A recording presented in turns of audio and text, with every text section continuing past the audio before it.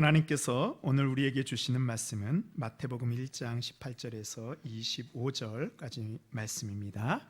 신약성경 1쪽에 있습니다. 예수 그리스도의 나심은 이러하니라.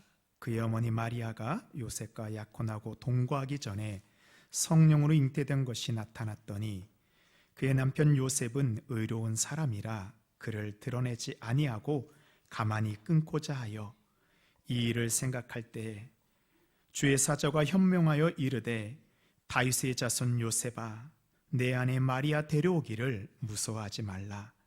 그에게 잉태된 자는 성령으로 된 것이라. 아들을 낳으리니 이름을 예수라 하라. 이는 그가 자기 백성을 그들의 죄에서 구원할 자이심이라 하니라. 이 모든 일이 된 것은 주께서 선지자로 하신 말씀을 이루려 하심이니 이르시되 보라 처녀가 잉태하여 아들을 낳을 것이요 그의 이름을 임마누엘이라 하리라 하셨으니 이를 번역한즉 하나님이 우리와 함께 계시다 함이라. 요셉이 잠에서 깨어 일어나 주의 사자의 분부대로 행하여 그의 아내를 데려왔으나 아들을 낳기까지 동침하지 아니하더니 나음의 이름을 예수라 하니라. 아멘. 이것은 하나님의 말씀입니다. 대림절은 예수님이 이 땅에 오심을 기다리는 기억하는 절기입니다. 예수님이 이 땅에 오신 이유는 이 땅을 사랑하시는 하나님의 놀라운 구원 계획을 이루시기 위해서 오셨습니다. 하나님께서는 우리를 구원하시기 위해 하나님의 하나밖에 없는 아들 예수 그리스도를 이 땅에 보내시기로 결정하셨습니다. 그럼 예수님이 이 땅에 오실 때 어떤 모습으로 오셨을까요? 이문열 작가의 소설 사람의 아들에 보면요, 주인공 민요섭이라는 사람이 나옵니다. 열심 있는 신학생이었습니다. 그런데 신학을 공부하니까요, 연약한 인간의 모습으로 십자가에서 죽은 예수님을 보면서 이 신앙에 대한 회의를 가지게 되었습니다. 아무것도 이루지 못한 예수님보다는 주인공 민요섭 스스로 이 세상을 변화시켜 보겠다라고 하면서 여러 가지 일을 하게 됩니다. 그리고 결국은 자신의 생각에 틀렸음을 알고 다시 예수님께 돌아오는 장면이 나옵니다.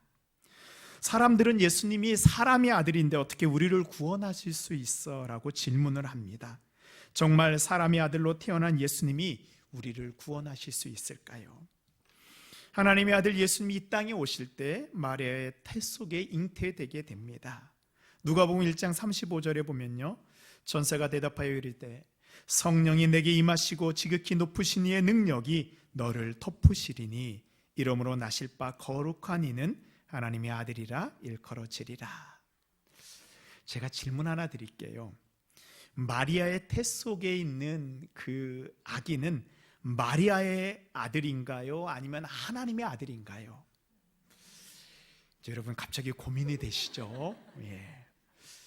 우리는 아이가 어머니의 태 속에서 자라기 때문에 아마 어머니의 유전 정보를 가지고 있을 것이라 라고 생각합니다. 근데 이 현대 과학을 통해서 우리가 알게 된 것은요, 자녀의 유전 정보는 어머니의 유전 정보가 아니고 아버지의 DNA 유전 정보를 물려받게 된다는 것입니다.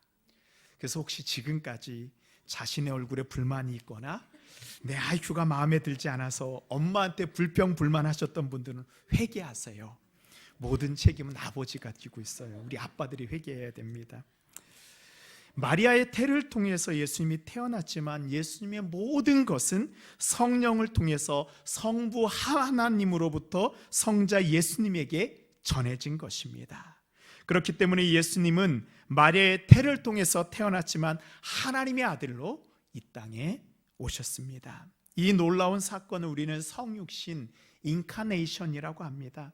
인카네이션의 이 인카네이션은 육신을 뜻하는 카와 안으로 들어온다는 인, 그 다음에 태어났다는 나투스라는 단어가 합쳐서 육신 안으로 들어오셔서 태어나신 그리스도를 의미합니다. 이것이 바로 예수님이 이 땅에 오신 놀라운 신비입니다. 하나님의 아들이 인간의 몸으로 들어오셨습니다. 그분은 하나님의 아들이시기 때문에 우리를 구원하실 수 있습니다. 이 성육신 사건은 앞으로 성령이 우리 안에 들어오실 것을 예표하는 사건이요, 우리가 하나님의 자녀가 될 수 있음을 보여주는 증거입니다. 그러나 예수님이 이 땅에 오시는 것은 하나님의 능력만으로는 이루어지지 않았습니다. 성경에 있는 모든 스토리는 하나님을 신뢰하고 순종했던 믿음의 사람들을 통해서 이 땅에 쓰여졌습니다. 우리도 하나님의 능력을 나의 삶을 통해서 이 땅에 이루어가는 믿음의 사람들입니다. 오늘 우리에게 주시는 말씀을 통해서 우리가 누구인지, 우리가 어떻게 살아야 되는지 하나님의 음성을 듣는 우리 모든 성도님들 되시기를 바랍니다. 예수님이 이 땅에 오실 수 있는 것은 하나님의 구원 계획을 위해 동역자로 부름받은 사람들이 있었기 때문에 가능했습니다. 바로 예수님의 어머니 마리아, 아버지 요셉입니다. 마리아는 천사를 통해서 하나님의 메시지를 전달받습니다. 첫 번째로 자신의 가장 소중한 것을 드리는 순종입니다. 오늘 읽을 말씀, 우리 18절 말씀 우리 함께 읽도록 하겠습니다. 시작. 예수 그리스도의 나심은 이러하니라. 성령으로 잉태된 것이 나타났더니. 예수님의 어머니 마리아는 결혼을 준비하는 처녀였습니다. 약혼자 요셉이 있었습니다. 2000년 전의 약혼은 지금의 결혼과 같은 똑같은 효력을 발휘합니다. 그녀는 이제 곧 결혼할 처녀입니다. 그런데 하나님의 천사가 마리아에게 나타나 너는 성령으로 잉태할 것이라고 이야기해 줍니다. 우리가 지금 들으면 너무나도 영광스러운 말씀이시죠. 그러나 우리가 2000년 전 처녀인 마리아의 자리에서 이 말을 듣는다면 어떠할까요? 천사가 대답하여 이르되 성령이 내게 임하시고 지극히 높으신 이의 능력이 너를 덮으시리니 이러므로 나실 바 거룩한 이는 하나님의 아들이라 일컬어지리라. 제가 좀 더 쉽게 말씀드릴까요? 어느 날 결혼식을 준비하는 마리아에게 하나님의 천사가 나타납니다.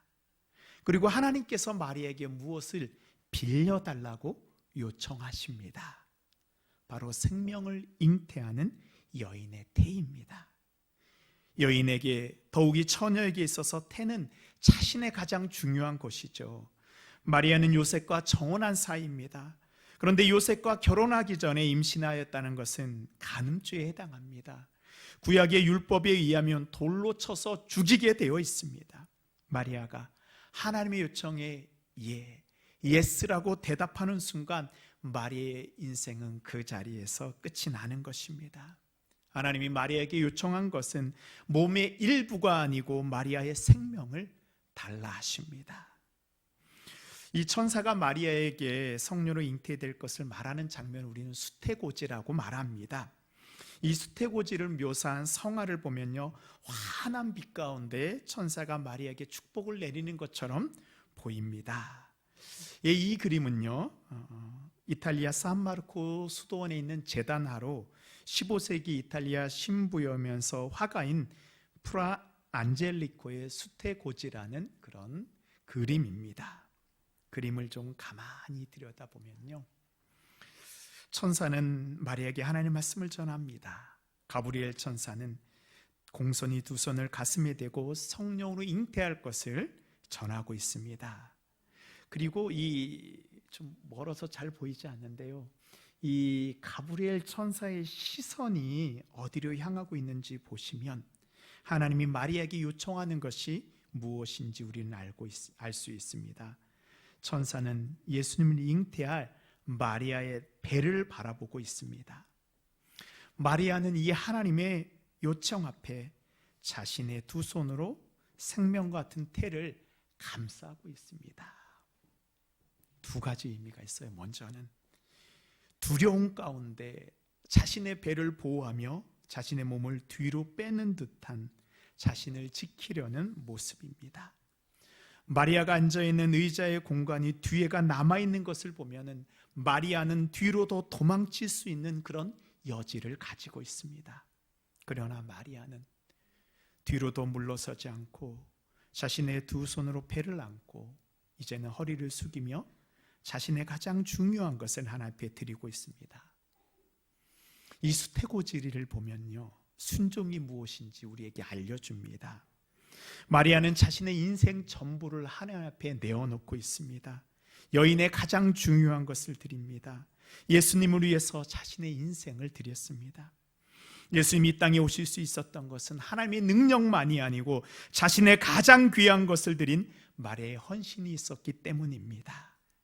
마리아는 하나님의 동역의 부름에 순종하였습니다.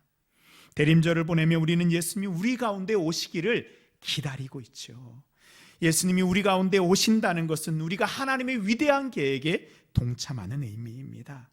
우리를 통해서 우리가 있는 그 자리에 예수 그리스도가 임하시어 죄로 죽어가는 이들이 살아나고 희망 없이 살아가는 이들이 살아갈 소망을 가지는 것입니다.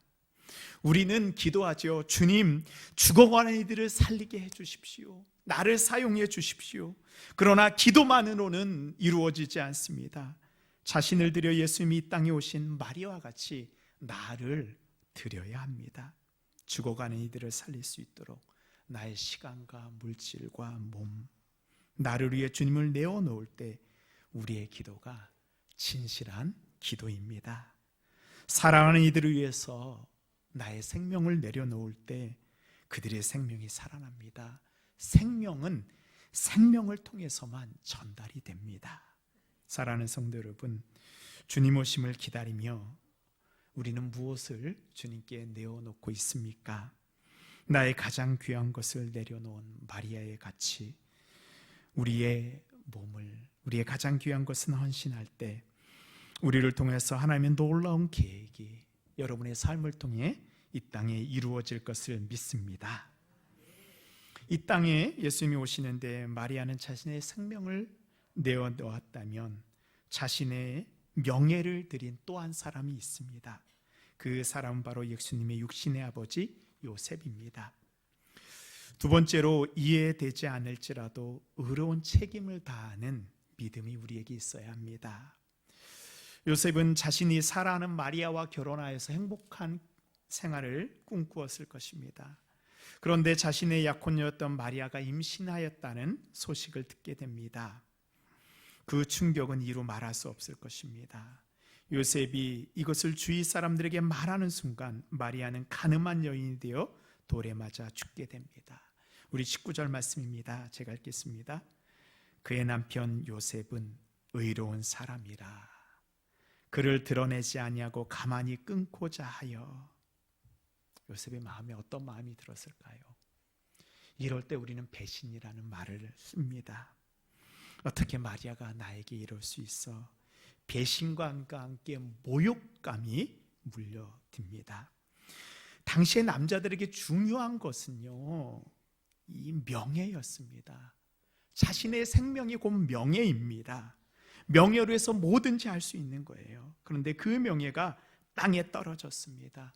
나의 명예만이 아니고 다윗의 자손의 명예가 땅에 떨어졌어요. 요셉이 견딜 수 있을까요? 저도 요셉과 같은 남자입니다. 남자의 입장에서 요셉의 마음을 헤아려보면 요셉이 천사가 요셉에게 예수님이 잉태되었다는 사실을 알려주기 전까지는 요셉은 너무나도 힘들었을 것입니다. 마리아가 이해되지 않죠. 약혼까지 하였는데 어떻게 나에게 이럴 수 있나. 그때 마리아를 지켜주었던 것이 요셉의 의로움입니다. 명예보다 더 능력 있는 것이 의로움입니다. 성경에서는 요셉을 의로운 사람이라고 하였습니다. 요셉은 자신을 배신한 마리아가 돌에 맞아 죽도록 내버려 둘 수도 있지만 자신의 책임을 다하기 위해서 마리아와 정혼한 것을 아무도 모르게 가만히 끊고자 합니다. 마리아를 지켜주기로 하였습니다. 의롭다라는 것은요, 정의롭다라는 말이 아닙니다. 하나님 앞에 의로움은 하나님의 부르심 앞에 자신의 책임을 끝까지 다하는 사람을 말합니다. 주의 사자비가 요셉에게 이야기합니다. 20절 말씀입니다. 이 일을 생각할 때 주의 사자가 현몽하여 이르되 다윗의 자손 요셉아 내 아내 마리아 데려오기를 무서워하지 말라. 그에게 잉태된 자는 성령으로 된 것이라. 하나님께서는 요셉에게 무슨 요청을 하시나? 너의 명예를 걸고 예수님의 육신의 아버지가 되어달라 요청을 합니다. 자신의 아들 삼으라고 합니다. 요셉의 이 족보 호적에 올리는 것이죠. 세상의 기준으로 보면요, 아버지를 모르는 아이를 사생아라고 부릅니다. 사생아를 다윗 자신의 호적, 거룩한 다윗 왕의 족보에 올리라는 것입니다. 요셉이 속한 유다 가문의 명예를 걸고 해야 되는 일입니다. 요셉이 어떻게 하죠? 24절에 보면요, 요셉이 잠에서 깨어 일어나 주의 사자의 분부대로 행하여 그의 아내를 데려왔으나 요셉은 주저하지 않습니다. 이것이 바로 진짜 의로운 믿음이죠. 하나님의 말씀대로 행합니다. 요셉이 자신의 책임을 포기했다면 예수님이 이 땅에 오시지 못했을지도 모릅니다. 요셉은 이 모든 것을 다 깨닫지 못하지만 하나님의 말씀에 순종합니다. 성경에 보면 이 요셉이 언제까지 예수님과 함께 있었는지는 모르지만 아마 예수님이 12살 이전에 아마 요셉이 죽었을 것으로 학자들은 추측합니다. 그러면요, 요셉은요, 예수님이 하나님의 아들이신 것을 마지막까지 자신의 눈으로 확인하지 못하였을 것입니다. 이게 믿음입니다. 예수님이 이 땅에 오실 수 있었던 것은 요셉의 의로운 믿음 때문입니다.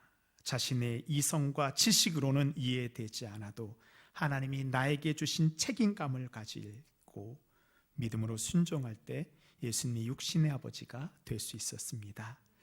사랑하는 성도 여러분, 우리가 신앙생활 하면서요, 우리에게 필요한 것이 바로 요셉과 같은 의로운 믿음입니다. 때로는 하나님의 뜻을 다 알지 못하고 이해할 수 없는 상황 속에서도 하나님께서는 우리에게 사명을 주십니다. 우리의 의로운 책임을 다할 때 우리를 통해서 하나님의 놀라운 계획이 이 땅 가운데 이루어 주십니다. 마지막으로 하나님과 함께하는 감사하는 믿음입니다. 우리 23절 우리 함께 읽도록 하겠습니다. 보라, 처녀가 잉태하여 아들을 낳을 것이요 이를 번역한즉 하나님이 우리와 함께 계시다 아미라. 아멘.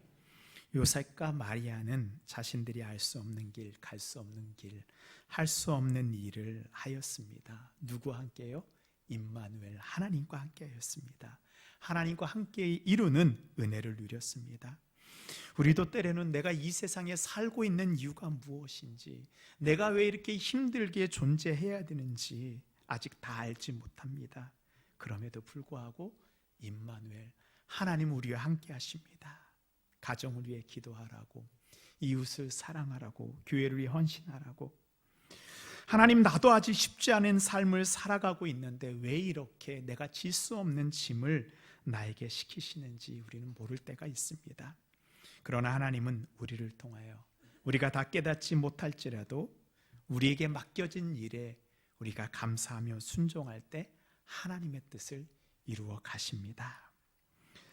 숨쉬지 못해도 괜찮아 라는 책을 쓴 김온유 자매가 있습니다. 이 자매는 지금도 병원에 입원해 있습니다. 16살 때 병원에서 의료사고를 당하여 폐가 다 망가져서 자가 호흡을 할 수 없고요, 이 엠브라고 하는 사람의 손으로 숨을 쉬게 하는 장치를 통해서만 호흡을 하며 살고 있습니다. 우리 함께 영상으로 잠깐 보도록 하겠습니다. 못했던 16년 전의 일이었습니다. 친구들보다 한 뼘은 더 컸던, 꿈도 재능도 많았던 중학생 소녀. 그런 소녀가 감당하기엔 너무 고통스럽고 버거운 일이었습니다. 병원의 오진으로 계속되는 수술 과정 속에서 그녀의 갈비뼈는 모두 녹아내렸고 폐와 다른 기관들도 망가져 버렸습니다. 의사들은 그녀의 삶이 곧 끝날 거라고 말했습니다.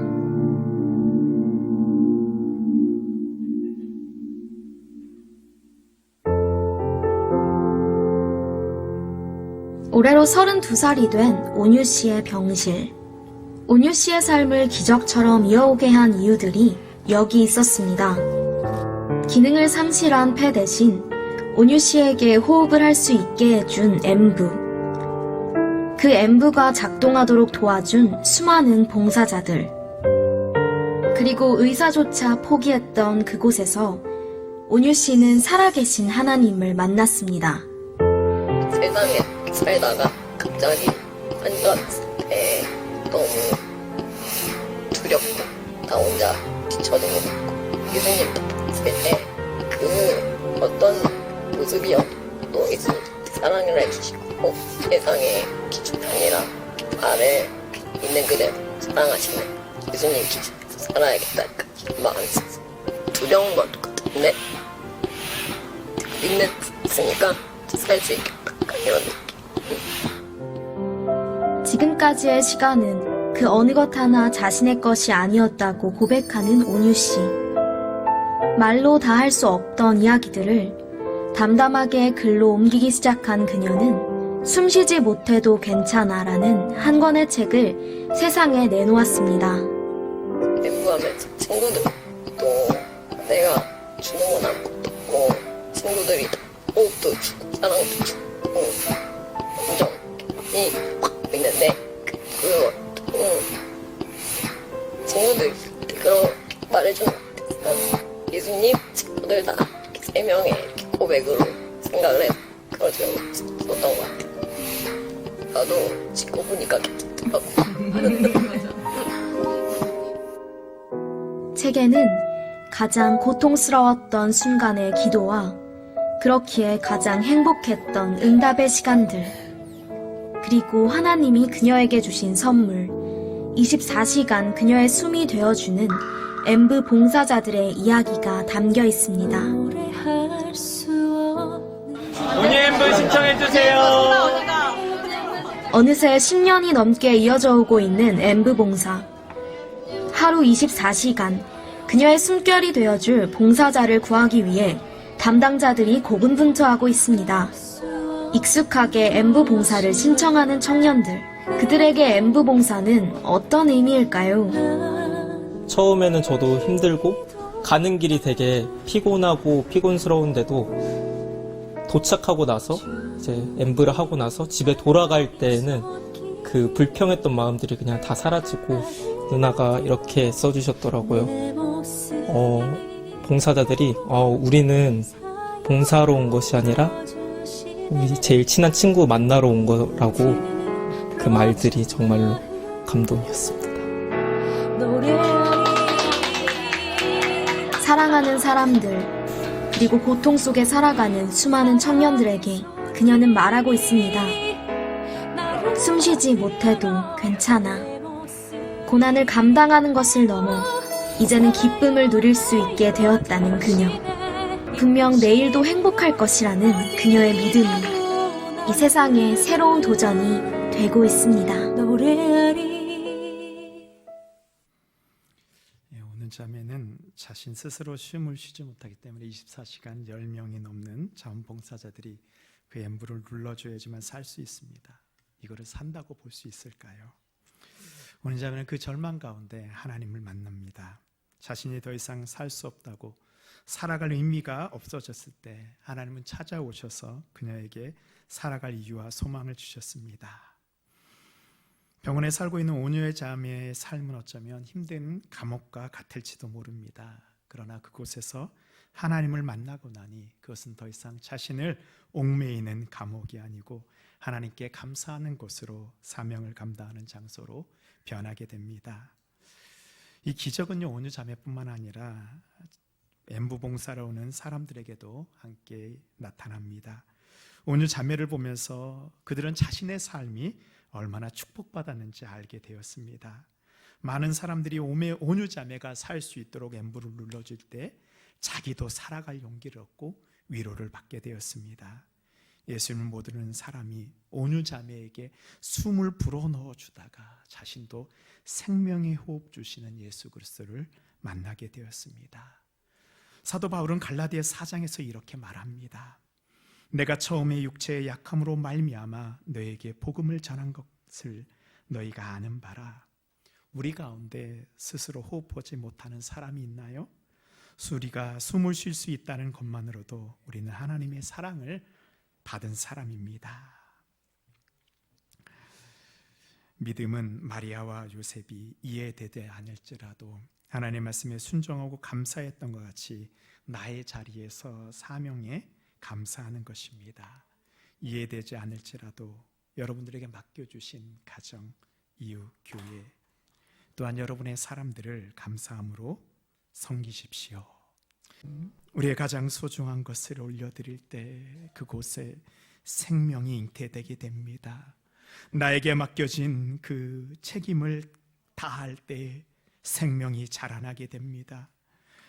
우리에게 주신 이 사명에 감사할 때 생명이 살아나 열매 맺게 됩니다. 하나님께서는 나와 여러분을 세상을 구원한 하나님의 영광스러운 동역자로 불러주셨습니다. 이제 주님이 우리의 삶에 오심을 기다리며 감사하며 하나님의 부르심에 아멘으로 순종하는 우리 모든 성도님들 되시기를 바랍니다. 아멘.